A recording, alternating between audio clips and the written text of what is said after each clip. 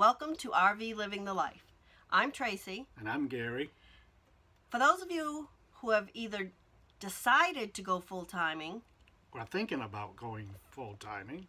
we have some steps that we took that we'd like to share with you to actually get on the road. So let's get right into it. The first step we took was to start the downsizing process. And I say it's a process because that's exactly what it was. So we actually started having yard sales in the beginning. We had several. We didn't put every single thing out each time. That way it wasn't overwhelming. And each time the house got emptier and emptier. We added more stuff to put out that we weren't going to use anymore. And getting something for your belongings is better than getting nothing, but we didn't fret over not selling an item. We would end up either giving it away, asking family if they wanted it, and We gave family first choice on stuff. and there were things, family items, let's say, that we gave to the kids and other family members before giving it away. A lot of the bigger stuff that we had towards the end, we actually sold on Craigslist. And that was after we sold the house and it was in escrow and we had a date to be out of the house. That's when we really the big furniture that we had staged the house with. That's when we did Craigslist, when we knew, we could live without a couch or the kitchen table. Yeah, because we knew we were leaving before the house was going to actually close. So we ended up living in our camper for about a week while we finished cleaning out the house, cleaning it up, getting it ready. And it was overwhelming at times. More so for me. I do get overwhelmed easily, but when we did get overwhelmed and said, oh my God, we have to empty every single drawer in every single room and every single box, we just kept thinking about the end result. The end result was we're going to live on the road, we're going to see the country, we're going to enjoy ourselves while we can. So that made it easier for us. We were looking forward to this. We didn't have any apprehensions about doing this. It was exciting. It was what kept us going. And you have to decide if you want to have a storage unit for any items that you want to keep. We personally decided we didn't want to store anything besides family photos and a few family related items, and we ended up storing that at a family member's house. So you either have to figure out what you want to save and keep in storage, and is it worth paying the money monthly to keep it in storage. Yeah, we decided that it wasn't worth us renting a unit and paying for some of the furniture. If we decide not to do this anymore, then we'll cross that path when we come to it. But it wasn't, that we had nothing that was family heirlooms or anything like that. So it was just, it wasn't worth paying a monthly fee. Yeah. So the second thing that we did to actually get on the road was to choose an RV. We actually had a fifth wheel, a 28-foot fifth wheel for the previous 10 years before we decided to do this. We had camped yearly, just weekly, in the summer. Vacation type things with family, and we had done that for 10 years. So we knew basically what things we wanted to include in the RV, and you have to go out there and look at everything. We wanted something a little bit bigger. Yeah, a little bit bigger. For one thing, the bed in our previous camper, we actually couldn't walk around the whole bed. We had to scoot to get out of the bed. And that was one thing. I wanted a bed that I could get in and out of the right way. And that's what we got. We got a king size bed, actually. That was a bonus. And other things we got. You wanted an island. I wanted an island. That was important to me. I didn't want it closed off on one end. And we got a couple things we weren't looking for, but at the price of the camper, it was like a bonus to us. We got an electric fireplace, which we do use. Yes, in it cool is. evenings. It's when nice. we're at RV parks and it's chilly, You don't have to start your furnace and use the propane, you use the electricity, and it takes the chill out of the air. Yeah, it it works really good. does. and then it came with auto leveling, Yes, which that was. you can't beat auto leveling. It's great, and I'm glad we got it because we move around a lot. We don't just sit in one place for months at a time. So auto leveling, you push the button, you go do your other stuff. It's level or picking up. You push the button, and you have time to pick up other stuff, and it's ready to put on the truck. So if you get it, you're gonna love it. It is really great. And you need to also, when you're looking, look at everything. Look at fifth wheels, travel trailers. Look at the differences. Motorhomes. You need to figure out what it is exactly you want. You can't probably get every single thing you want on your list in every camper that you find. So you have to narrow it down to the most important things on the list and just look. Go to RV shows, go online. We actually found the one we ended up buying online. You can actually see the floor plan, the actual photos of the camper, and just do your research. It's comfort because you're going to live in this. This Right. is now your home. So you want to be comfortable.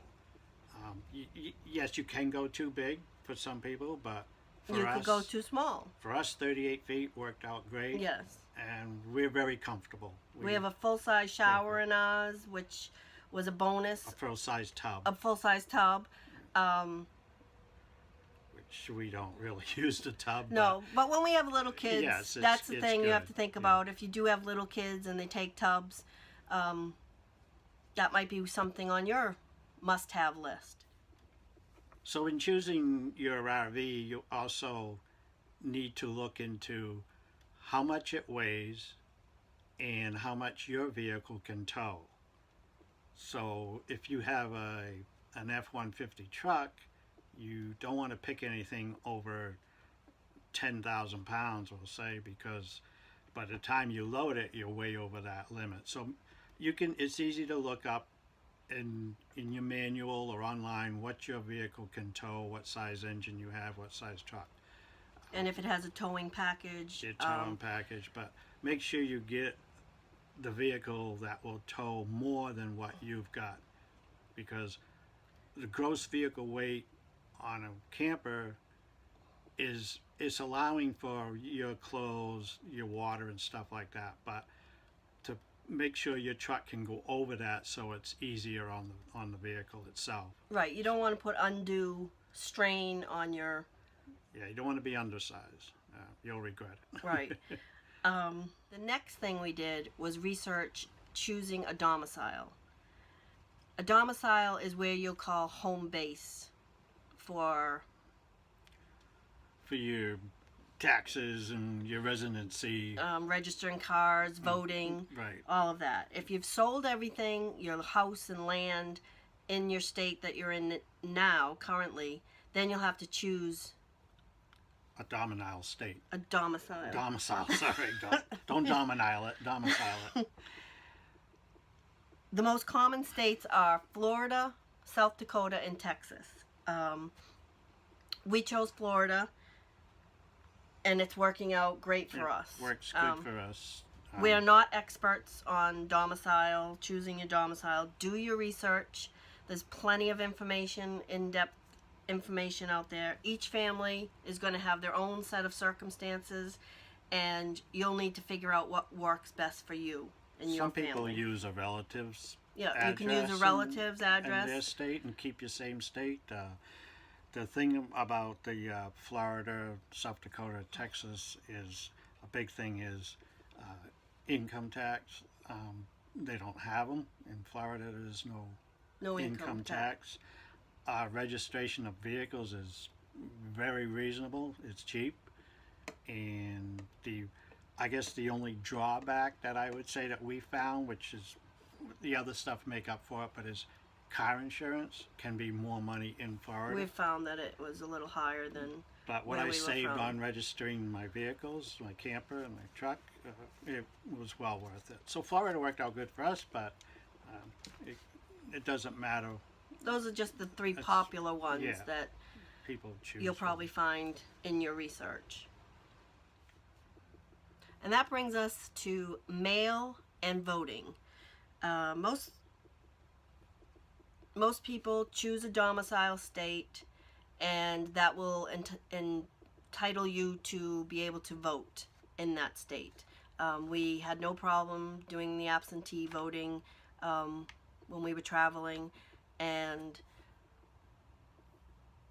if you want to look up more information on that, there's plenty out there for any questions you might have. So if you don't, for mail, if you don't say use a relative from the state you were in or whatever state they're in. Some people do that. Some people do that, use that as their address. Then you will need to look into a mail forwarding service.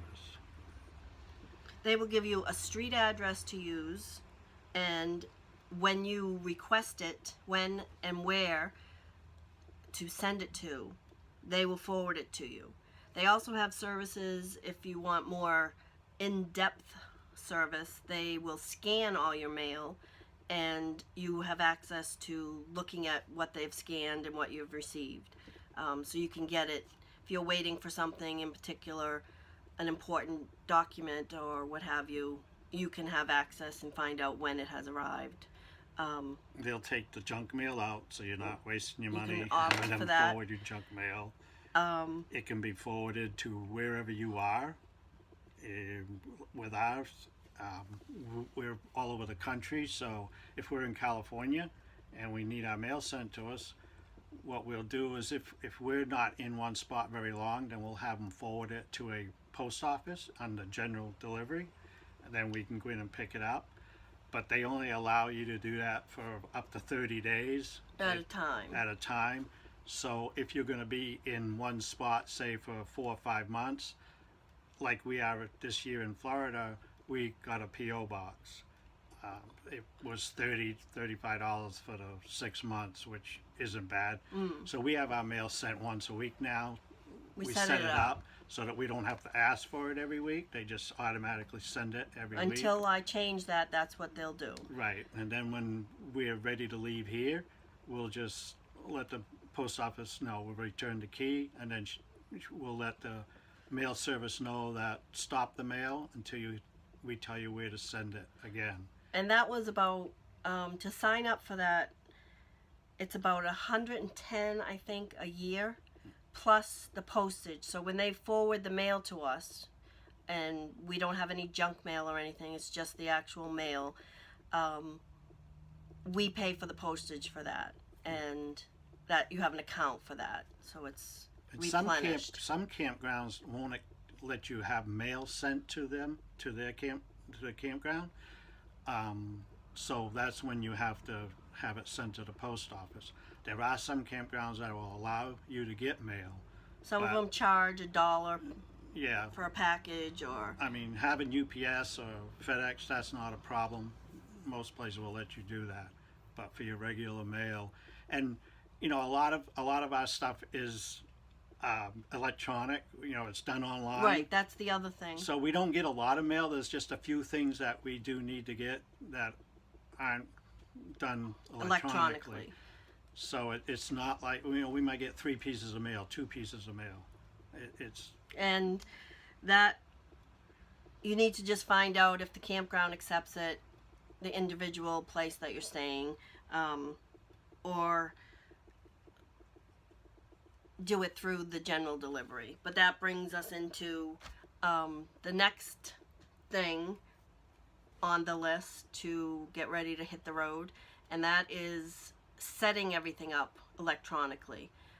We have all our banking done electronically. We actually have 2 bank accounts just in case. Because we don't have a branch to go into, we do have 2 separate bank accounts in case anything ever happened and we couldn't get access to one.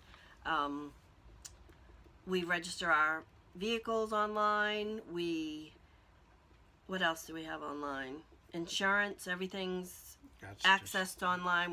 We went paperless for a number of things. Anything that you can go paperless and online, set it up. It makes it a lot easier. A lot easier, and it cuts down tremendously on the amount of mail you'll receive. We actually use Escapees for our mail forwarding service. The next thing on our list is cell phones. We both have different carriers, and that's because if one doesn't work in an area, the other one probably will, and that's what we've found to be the case. Because we had heard about that people said if you have the same cell phone carrier and you lose service, now you've got no phone. Whereas if you have 2 different carriers, there's a chance that one will work and the other one doesn't, and we've actually run into that. So if you do have we actually have pay-as-you-go. We use Cricket and we use Straight Talk. And there's only really worked well for us. I think one in the mountains of San Diego was the only time we had absolutely no service. Yeah, at that RV. You are going to run into that. And other than that, we've always had cell phone service on the road and at RVs. And those 2 have worked well for us. In fact, we ended up on mine through Cricket getting hotspot. We were paying upwards to $35 a month for internet at campgrounds. Well, we only stay at the most 3 weeks at a campground, so we were paying $35. If we went to another campground, we paid another $35 for 3 weeks and not the 4. So with hotspot, we pay $10 a month, and it has worked out well for us. We're able to connect the laptop and do whatever we need to do. So hotspot has been good for us. I mean, so that's about what we did to hit the road, and I hope you got some questions answered here. If you have any questions or comments, or you have any information that you want to add to this, leave a comment below. And if you like this video, please give it a thumbs up and hit subscribe. We'll be posting once a week about what we have experienced these last 2.5 years on the road, and we're looking forward to sharing more information with you. Thanks for watching. Thank you.